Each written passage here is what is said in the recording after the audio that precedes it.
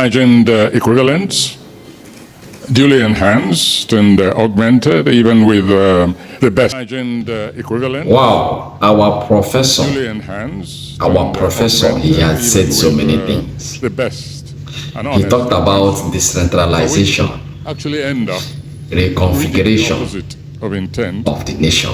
That obsession with media And language he felt so bad when he was making the speech. I don't want to talk too much.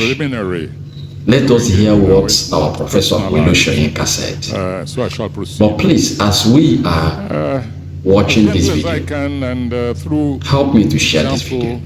Help me to share this video. What is reported. It won't cost you anything. Don't forget to follow me. Like the national video. Psyche Let's go. Can actually be programmed. But we dare not despair. Recovering the narrative. I begin by pleading guilty to an obsessive problem.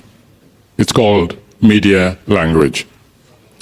As one who is routinely traumatized by encountering his own words reworked into imagined equivalents, duly enhanced and augmented, even with the best and honest intentions, but which actually end up reading the opposite of intent.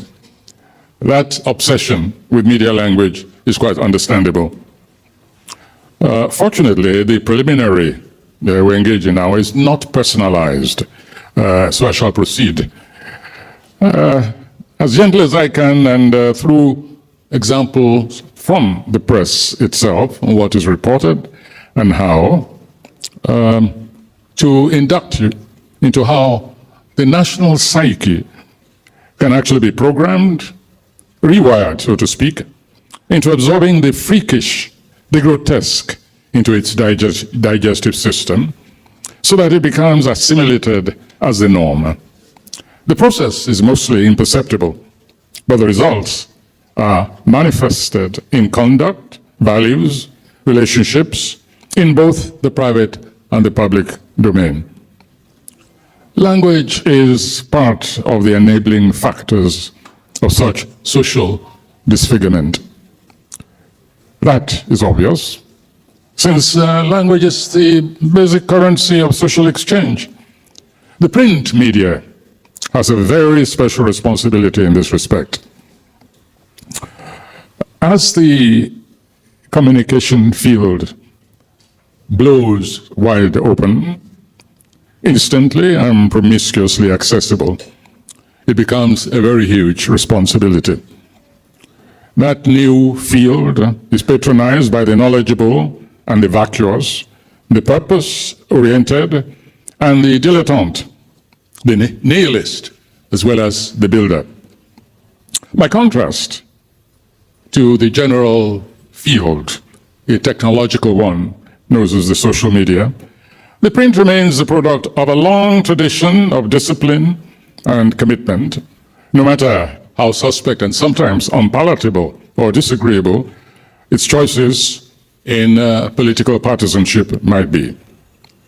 The real veterans of the species often become famous for what is known as a house style.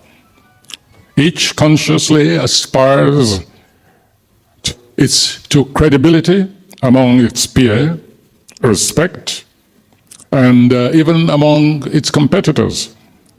When it slips up, the print media at least makes effort to clean up its act, or else confront retribution. In sum, each member of that estate strives not to lower the sensibilities of the humanity it claims to serve. This is where the issue of language comes in. The secret sign of progress is when one finds that the frequency of certain reprehensible expressions has diminished and eventually even vanishes altogether. Retrogression is when certain replacements are introduced through imitation and they attain a currency through sometimes just ignorance of the effect and sometimes even a craving to be part of the crowd. These days, for instance, it is unlikely that you will find an account of a motor accident which reports that many passengers were roasted alive or roasted to death. Yet, after a few years ago, the print media was almost competitively awash with it. It was almost as if journalists were in the hunt for nothing else, I beg your pardon, but these fiery road shows, just so that they could splash the supposed barbecue party across their pages. And so it was quite a shock for me to encounter, just a few days ago, yet another innovation along that perverse valuation of human life. Perhaps it was just an isolated slip in standards, but it struck me as a reflection of the state of the collective conscious of a fast unraveling station, a condition that provoked my recent novel, Chronicles from the Land of the Happiest People on Earth. Hopefully, some of you have come across it. It quite rightly earned comments such as a lavish exercise in the vein of gallows humor. However, that work belongs to the realm of fiction, not daily reportage. It was perhaps unfortunate that this was one of those occasions that I chose to browse through the newspapers after a stretch of absence, just to acclimatize myself with a whiff of environmental fragrance. And, well, what did I hope to expect? Morbidity as a staple diet. Now, one has become accustomed to that. It's a reality in our society. However, there was one headline that instantly leapt out. Yet another one of those mystery deaths. The casualty? A young female graduate on her way to Europe. Without any conscious effort, my mind flew instantly to certain precedents. First, to that student victim of the fanatic lynch mob in Sokoto, Deborah Samuel.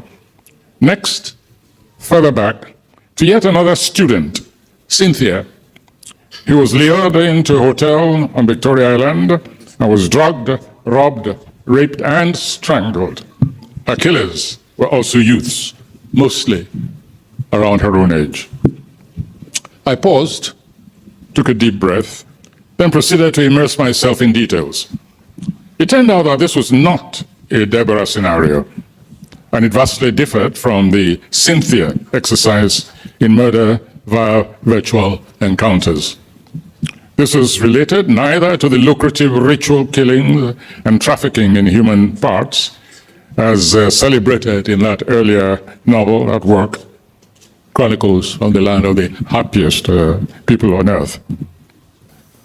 When the word restructuring is bruited around, we often hear the challenge, hey, what do you mean by restructuring? Well, I don't even like the word restructuring.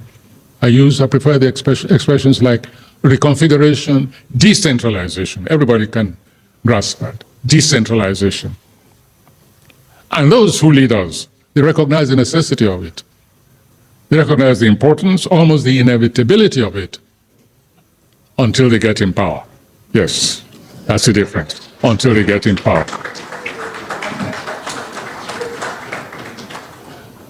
Deconstruction, reconfiguration, decentralization, all this is necessary in order to maximize development. We speak about food hunger because it is real, but palliatives are temporary stopgap